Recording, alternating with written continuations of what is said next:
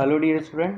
तो देखो, एक बात ध्यान रखना, जिस तरीके से हम लोगों ने मैथमेटिकली रीजनिंग चैप्टर पढ़ा है और कितना इजीली हम लोगों ने वो चैप्टर कंप्लीट कर लिया है और हम लोग जेई में आए हुए सभी क्वेश्चंस भी सॉल्व कर पा रहे हैं।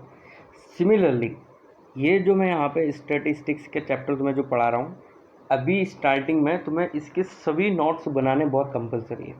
एक बार नोट्स बना लेना और उसके बाद नोट्स में जितने भी फॉर्मूले मैं बताते जा रहा हूँ वन बाय वन, जैसे कि इससे पहले वाली क्लास के अंदर मैंने तुम लोगों को मीडियन कैलकुलेट करने का मेथड बताया था, किस तरह के डेटा के लिए, ग्रुप्ड डिस्ट्रीब्यूशन के लिए। ठीक है, इसी तरीके से हम लोग मॉड के बारे में जानेंगे।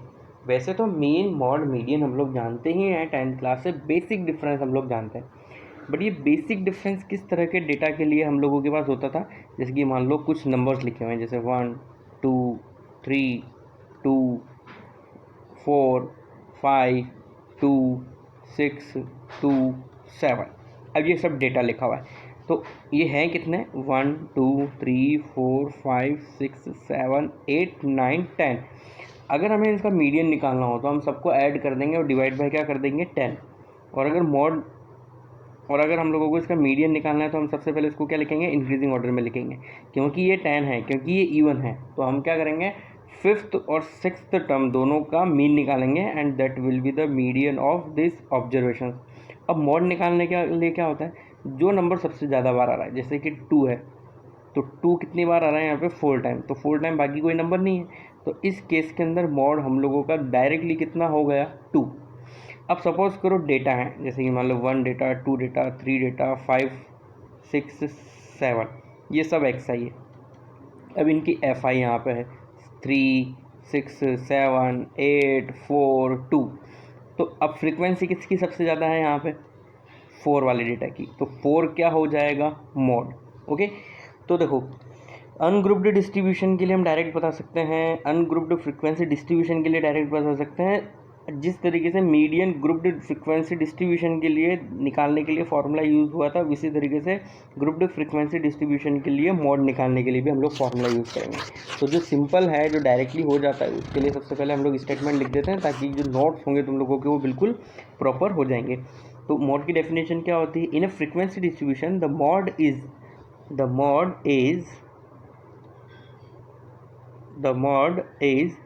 the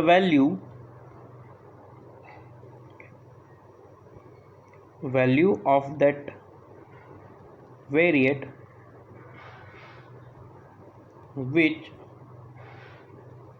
have the maximum frequency। ठीक है, अब इसको फाइंड करने के क्या क्या मेथड है, तो अलग अलग डिस्ट्रीब्यूशन के लिए अलग अलग मेथड है। जैसे कि फर्स्ट टाइप का डेटा अगर मैं मान लेता हूँ, फॉर अनग्रुप्ड डिस्ट्रीब्यूशन, तो अनग्रुप्ड डिस्ट्रीब्यूशन के अंदर क्या है, सारे के सारे डेटा लिख दो, जो सबसे ज़्यादा बार आ रहा है वही क्या होगा, मॉड होगा। तो यहाँ पे हम लोग इसके अंदर क्या लिख सकते हैं, the value of that variate which is repeated maximum number of times,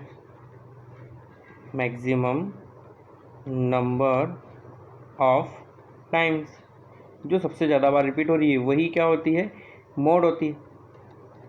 इसी तरीके से फॉर अनग्रुप्ड फ्रीक्वेंसी डिस्ट्रीब्यूशन, तो ये तो और ज़्यादा आसान होता है। जब फ्रीक्वेंसी नहीं दी होती ना, तो हमें देखना पड़ता है कि कौन सबसे ज़्यादा है। जब फ्रीक्वेंसी दी होती है तो फ्रीक्वेंसी का मतलब ही यही है कि कौन सा डेटा कितनी बार है, तो जिसकी फ्रीक्वेंसी सबसे ज़्यादा है वही डेटा सबसे ज़्यादा बार रिपीट हो रहा है, और that will be the mod.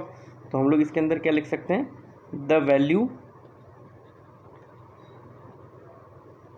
Of that variate मतलब एक्स आई, x1 हो सकता है, x2 हो सकता है, x3 हो सकता है, कुछ भी, which have maximum frequency, जिसकी सबसे ज़्यादा फ्रीक्वेंसी होगी वही वेरिएट क्या होगा, मॉड होगा। ठीक है, अब हम लोग देखने जा रहे हैं फॉर्मूला वाला मेथड जो है थर्ड नंबर का। अगर डिस्ट्रीब्यूशन दिया है किस तरीके से, ग्रुप्ड फ्रीक्वेंसी डिस्ट्रीब्यूशन,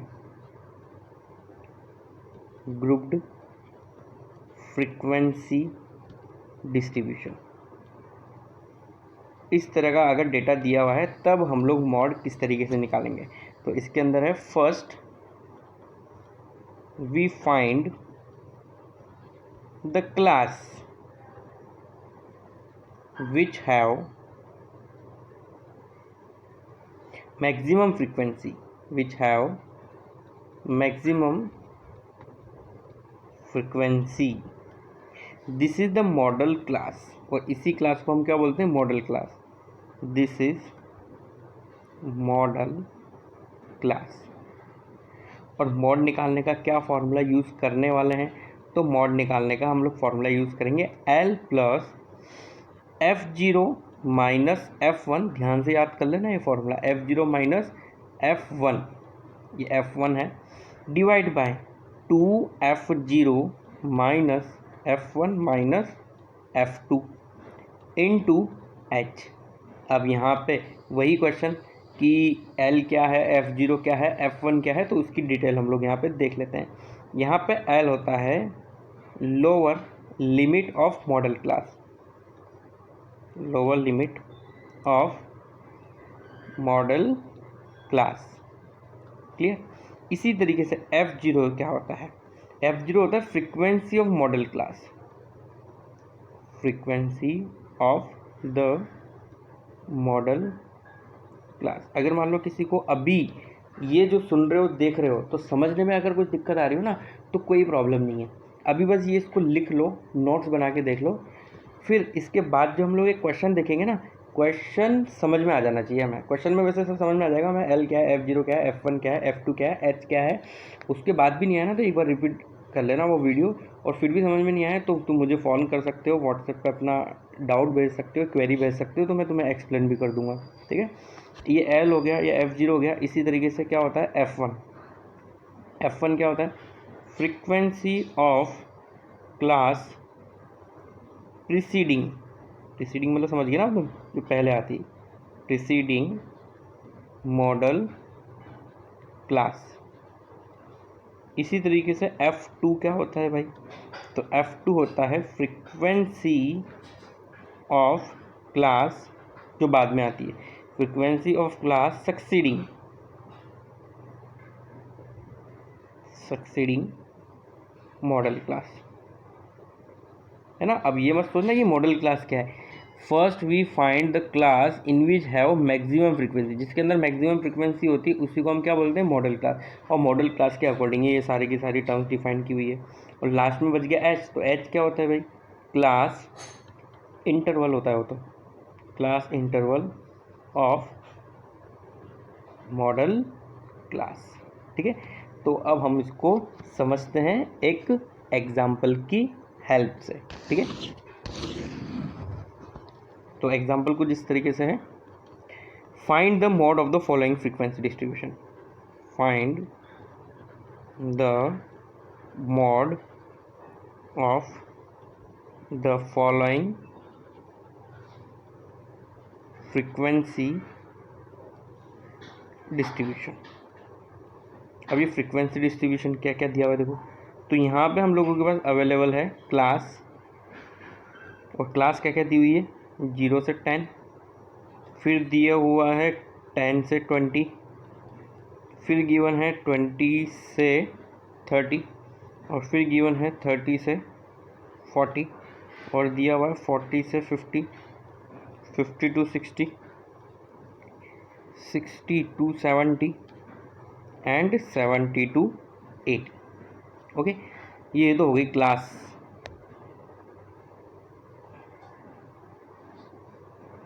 अब हमें इसी के साथ फ्रीक्वेंसीज भी दी हुई है, FI फ्रीक्वेंसी, तो वो क्या क्या है, वो दी हुई है 2, 18, 30, 45, 35, 20, 6 और 3, है ना। ये है हमारा क्वेश्चन, अब इसको हम लोग सॉल्व करेंगे। ठीक है, तो सबसे पहले ये तुम्हें ना यहाँ पे ये देखो कि फ्रीक्वेंसी सबसे ज़्यादा किसके अंदर है, तो फ्रीक्वेंसी 2, 18, 30, 45, तो ये वाली फ्रीक्वेंसी सबसे ज़्यादा है। तो इसका मतलब ये वाली जो क्लास है, इसी वाली क्लास को हम क्या बोलेंगे, मॉडल क्लास बोलेंगे। मॉडल क्लास, मॉडल क्लास क्या होगी हमारी 30 to 40 वाली। तो यहाँ पे हम लोग लिख सकते हैं here the class 30 to 40 has maximum frequency, maximum frequency है इसीलिए, so it is model class. अब ये मॉडल क्लास है, तो इसी के अंदर हम लोग क्या क्या, सबसे पहले सारी की सारी वैल्यूज़ लिख देंगे। तो यहाँ पे एल जो कि लोअर, यहाँ पे जो ये क्लास होती है उसका जो लोअर वाली वैल्यू होती है वही होती है एल, तो ये तो हो गया 30। अब बात करते हैं F0 की। तो F0 क्या हो जाएगा, इसी वाली क्लास की फ्रीक्वेंसी है, तो इसी वाली क्लास की फ्रीक्वेंसी मतलब मॉडल क्लास की ही फ्रीक्वेंसी है। F1 क्या था, इससे पहले आने वाली क्लास की फ्रीक्वेंसी, तो वो कितना है 30। F2 है इसके बाद में आने वाली क्लास की फ्रीक्वेंसी, तो वो है कितनी 35। ओके, और H इंटरवल कितना है 10। Now we can use the formula to find mode, और मोड को फाइंड करने का फॉर्मूला क्या पढ़ा था अभी तक हम लोगों ने, L plus F0 minus F1 divide by 2F0 minus F1 minus F2 into H। अब ये सब वैल्यू यहाँ पे पुट कर दो, तो ये क्या क्या है 30 प्लस F0 है 45 और F1 है 30, 45 माइनस 30, और नीचे क्या क्या है 2 इंटू 45 मतलब 90 माइनस 30 माइनस 35, और इंटू कितना कर देना हमें 10।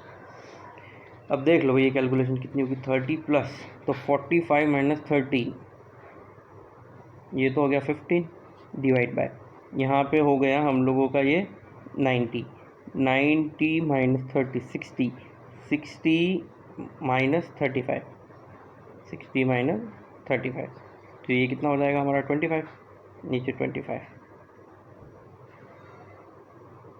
इंटू कितना है 10। अब 10 को हम लोग कट कर सकते हैं,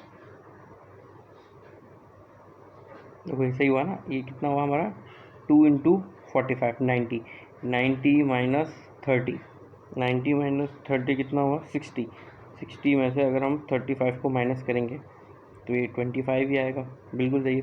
तो ये नीचे तो हमारा बचा 25, ऊपर बचा 15 इंटू 10। अब इसकी पूरी कैलकुलेशन करोगे तो ये आंसर आ जाएगा हमारा लास्ट में 36, क्योंकि यहाँ से हमें क्या मिल जाएगा 6, क्योंकि देखो ये 5 से कट हो जाएगा, यहाँ पे 5 फिर इधर कितना 2, 5 यहाँ पे 2 और फिर ये 5 से कट हो गया 3 आ गया, तो 3 इंटू 2 6, 6 प्लस 30 36। ओके, तो ये कैलकुलेशन जो मन में करनी थी वो मैंने यहाँ पे लिख दी थी, उसको हम लोग यहाँ से हटा देते हैं। ठीक है, तो इस तरीके से हम लोग क्या फाइंड कर सकते हैं, मीन, मॉड, मीडियन। अब ये तीनों हम लोगों ने फाइंड करने के तरीके देख लिए। अब हम इनके बीच में रिलेशन देखेंगे, तो ये भी बहुत इंपॉर्टेंट टॉपिक है, relation between mean, median and mode. इन तीनों के अंदर हम लोग देखेंगे कि क्या रिलेशन होता है। ठीक है, एक इसके लिए बस एक फॉर्मूला है और कुछ भी नहीं है। In asymmetric distribution following relation between mean, median, mode of distribution. तो इनके बीच में रिलेशन सिंपल ही होता है, जो हमें याद रखना है, कुछ भी हो जाए याद ही रखना है। मॉड इज इक्वल टू हम लोग लिखते हैं 3 into median minus 2 into mean. अब क्या कैसे वो कुछ नहीं, बस याद रखना है ये फार्मूला। ये चैप्टर में सिंपली अगर तुम फार्मूला याद रख लो तो काम क्या है थोड़ा आसान हो जाएगा, और कुछ भी नहीं है। तो मॉड इज इक्वल टू क्या होता है 3 मीडियन माइनस 2 इंटू मीन। अब इसके अंदर कुछ बातें हैं जो हम नोट करके लिख लेते हैं कि जो वैल्यू होती है मीडियन की। Median always lies between mean and mod. Second number का जो पॉइंट है जो हम याद रख सकते हैं, जो कभी कभी ऑब्जेक्टिव में डायरेक्टली पूछ लिया जाता है, for a systematic distribution for a systematic distribution, the mean, median and mode are same बोल सकते हो, कॉइंसाइड बोल सकते हो। अब इसमें मैं सेम बोल रहा हूँ सिस्टमेटिक डिस्ट्रीब्यूशन के लिए। तो ये जो हम लोगों ने जो ऊपर फॉर्मूला यूज़ किया है ना, ये किसके लिए यूज़ किया है? ये यूज़ किया है हम लोगों ने एसिस्टमेटिक डिस्ट्रीब्यूशन के लिए, एसिस्टमेटिक डिस्ट्रीब्यूशन के लिए। अब तुम सोच रहे होंगे ये क्या है भाई। अब जैसे कि मान लो मैंने 2 3 3 4 5 लिख दिया, तो ये असिस्टमेटिक डिस्ट्रीब्यूशन है। अब मान लो मैं लिखता हूँ 2 2 2 2, तो भाई इसका मीन भी 2 है, मीडियन भी 2 है और मॉड भी 2 है। अब यहाँ पे मीन मॉड मीडियन अलग अलग होगा ना। हाँ, बस ये है कि मीडियन की जो वैल्यू आएगी ना, वो हमेशा मीन और मॉड के बीच में रहेगी, है ना। तो these are the thing we have to remember.